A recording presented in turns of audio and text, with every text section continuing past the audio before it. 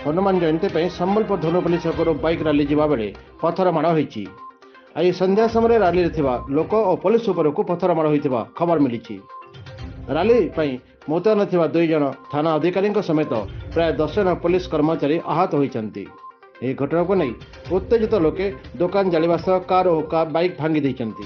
प्रशासन पक्षरु 140 धारा जारी होईछि।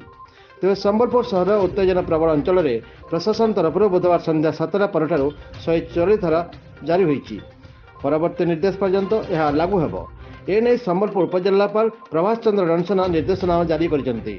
एथिरे श्री डनसना कहिसेंति जे वर्तमान परिप्रेक्षी में टाउन थाना धनुपल्ली, खेतराजपुर, ऐठापल्ली, बरईपल्ली और सदर थाना अंचल में उत्तेजना प्रबल रही। तेणु यह सब अंचल में 2 ରୁ अधिक लोक एकत्र हो पारे नहीं। Bureau report G7 news.